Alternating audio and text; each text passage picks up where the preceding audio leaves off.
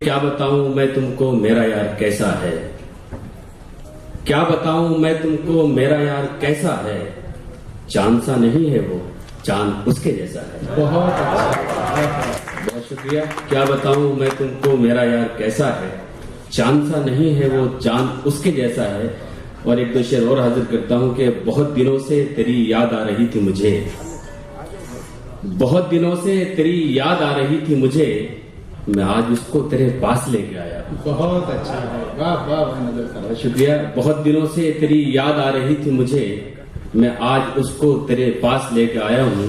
بہت وقت کے بعد ہمارے بہت عزیز دوست آصف فاروق صاحب یہاں روبرو ہیں میرے، میں 4 مصرع حاضر کرتا ہوں کہ کہانی پر کہانی لکھ رہا ہے، کہانی پر کہانی لکھ رہا ہے، وہ خود ہی اپنا ثانی لکھ رہا ہے۔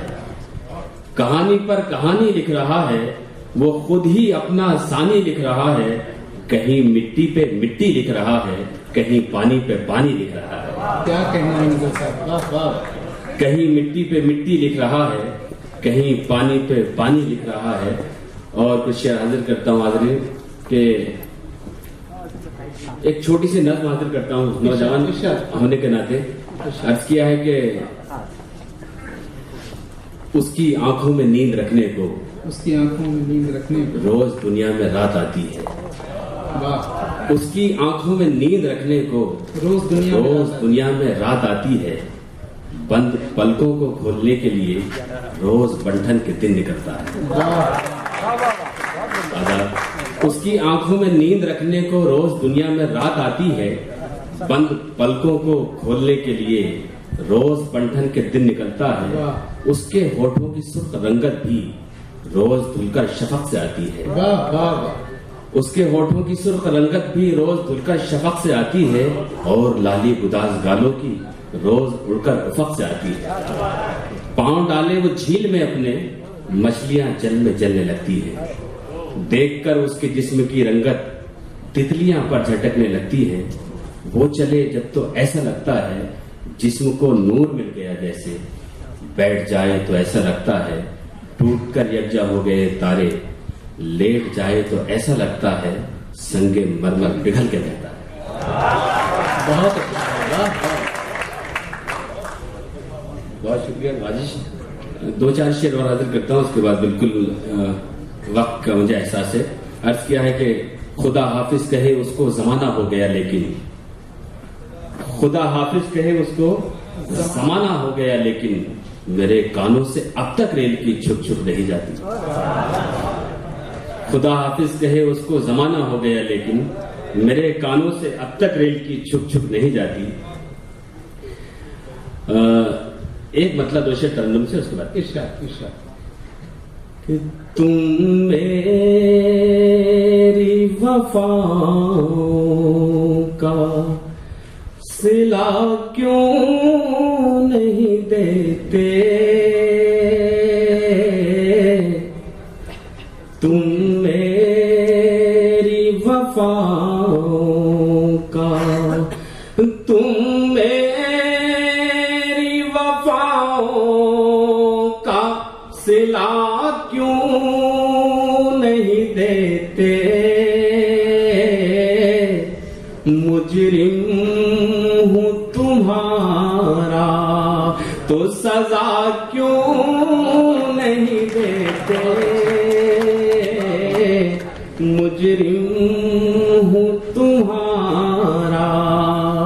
اور یہ بھی شعر حاضر کرتا ہوں ارشاد۔ کہ یہ جبر و تشدد، یہ ستم اور کہاں تک، یہ جبر و تشدد، یہ ستم اور کہاں تک، مٹی ہوں تو مٹی میں ملا کیوں نہیں دیتے،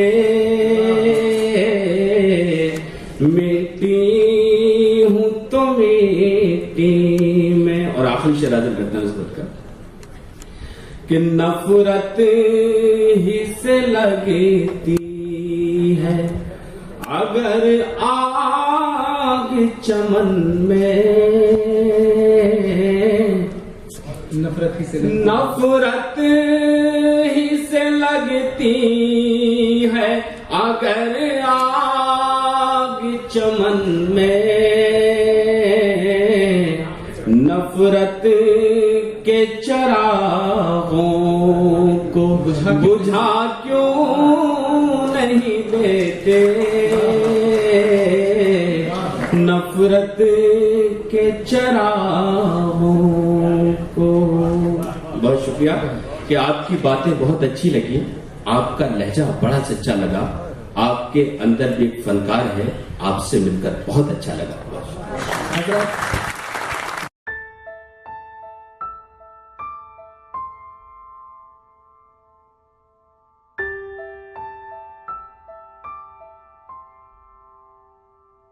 شاعر کے حضور چلتے ہیں کہ جس شاعر کے پاس کئی فن ہیں اور ایسے فن ہیں کہ جو اللہ کے یہاں سے انسان لے کر آتا ہے، مثلا شاعر ہونا، مقرر ہونا، مصور ہونا، اور خطاطی کا بھی اس شاعر کو فن حاصل ہے۔ تو جہاں چاروں چیزیں اگر ایک شخصیت میں جمع ہو جائیں، اس شخصیت کو تمام ہندوستان کے لوگ یوسف دیوان کے نام سے جانتے ہیں، جن کا تعلق اورنگ آباد سے ہے لیکن عرصہ دراز سے بمبئی میں مقیم ہیں۔ آپ استقبال کیجئے یوسف دیوان صاحب کا، ان کی شاعری کی حوصلہ افزائی فرمائیے یوسف دیوان کا۔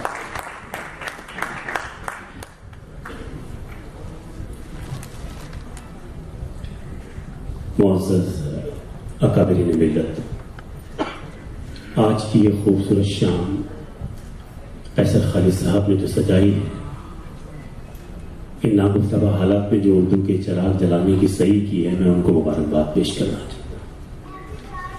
ارشاد عرض کیا ہے کہ جنہیں اپنے گناہوں پر پشیمانی نہیں ہوتی،